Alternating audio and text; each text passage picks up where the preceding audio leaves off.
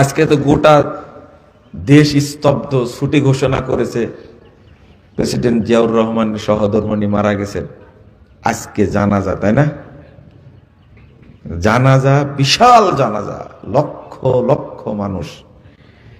কিন্তু জাতীয় মসজিদের মহামান্য ইমাম জানাজা পড়ালেন, কিন্তু বললেন যে সানা পড়বেন,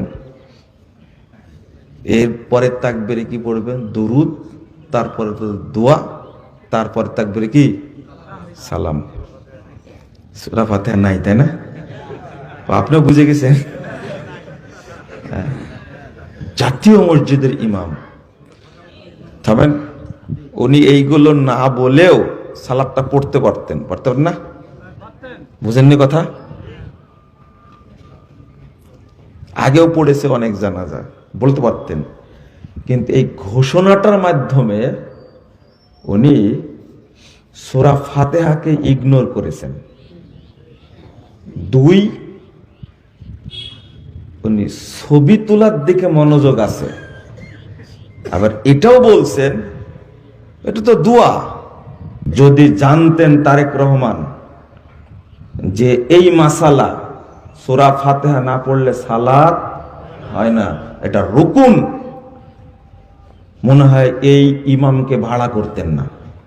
সূরা ফাতিহা পড়তে হবে জানাজাতে, সূরা ফাতিহা জানাজায় পড়তে হবে। তিরমিজির 1026 নম্বর হাদিস। একটা জিনিস বলি, এই হাদিসটা আসছে ইবনু আব্বাস থেকে। কার থেকে? ইবনু আব্বাস রাদিয়াল্লাহু আনহু থেকে হাদিসটা বর্ণিত হয়েছে। তিনি বলছেন রাসূল সাল্লাল্লাহু আলাইহি ওয়াসাল্লাম সালাতে, জানাজা সালাতে সূরা ফাতিহা পড়তেন। ইবনু আব্বাস থেকে হাদিস বর্ণিত হয়েছে সহিহ বুখারীর মধ্যে 1335 নম্বর হাদিস।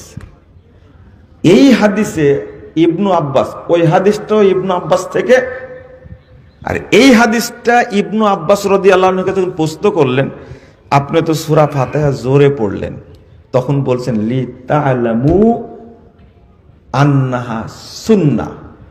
সূরা ফাতিহা আমি জোরে পড়লাম কেন জানেন? তোমরা যেন জানতে পারো এইটা পড়াটা কি সুন্নাহ। এটা সহিহ বুখারীর হাদিস, এটা মাওকুফ সূত্রে আসছে। এই জন্য তিরমিজির মারফু সূত্রে হাদিসটাও কি সহিহ। মুহাদ্দিসগণ সহিহ বলেছেন, শেখ আলবানী সহিহ বলেছেন।